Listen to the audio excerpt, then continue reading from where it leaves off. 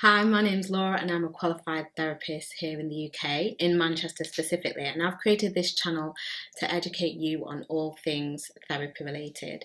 So I get asked a lot of questions by people who don't know a lot about therapy, maybe who've never been to therapy, and here are some important things that you need to consider before starting therapy or even things to consider while you're going through therapy. So especially if this is your first experience, these are things you really need to acknowledge and know that are really normal when going through the process of therapy.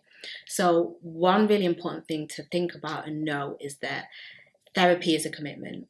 It is hard work. If you think about you spending maybe 45 minutes, an hour with your therapist, and there's 168 hours in the week, so a lot of the work is going to come from you. It's a commitment to attend therapy. So, whether that's online or in person, it is a commitment. You still need to do some work. Your therapist may give you homework that you need to do in between each session. And I know during the pandemic, online therapy has been really successful, and a lot of people are doing that. So even if you're attending online therapy, you still need to show up in the same way, show up with a quiet space, in a quiet room, but it's a commitment either way. If you're not willing to do the work, or if you don't feel like you're in a space to commit to attending therapy regularly, then maybe you're not ready for therapy. You're going to get the most out of it if you're able to commit and attend regular sessions. It's almost like working out in the gym. If you're able to commit and go and do the reps, then you're going to get the most out of the process. Another thing is that a therapist is not your friend.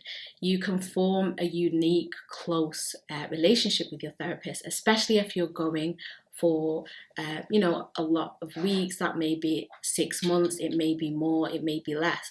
And the conversation is unlike any other conversation that you're going to have, right? You are not speaking to someone that's heavily invested in your life. The conversation is mainly around you. So you may feel very close to your therapist, but they are not your friend. They may say things that may make you feel uncomfortable, and they may have to call you out on things that make you feel uncomfortable. So it's key to remember that even if uncomfortable feelings come up, that it's part of the process. Another thing is that everything you say is confidential, but there are some instances where confidentiality isn't going to remain. So, for example, if you're sharing something that your therapist has a huge concern about, they can't guarantee that it's confidential. On the large scale of things, what you say is between you and your therapist. Some people may or may not be aware that every counsellor, every therapist has a supervisor, and so even within that realm, the things you share with your therapist, they may need to get support, they may need assistance with.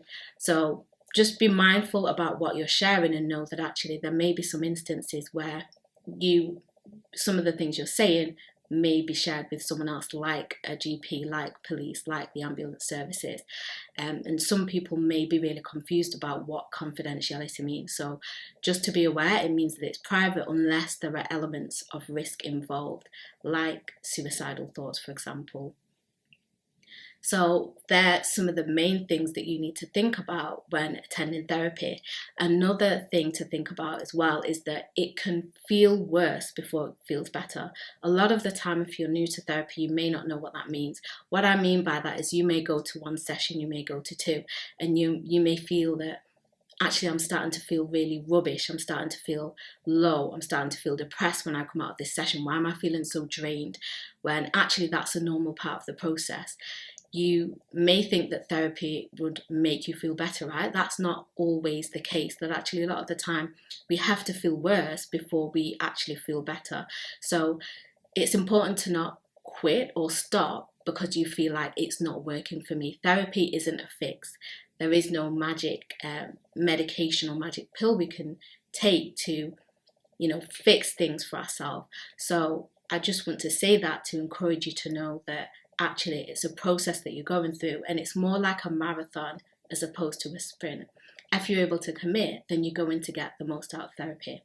So they're just main things that I wanted to share with you if you're thinking about starting therapy or if you're actively attending therapy at the moment. So if you find that useful, let me know. Maybe share with someone that you think would find this helpful. Okay?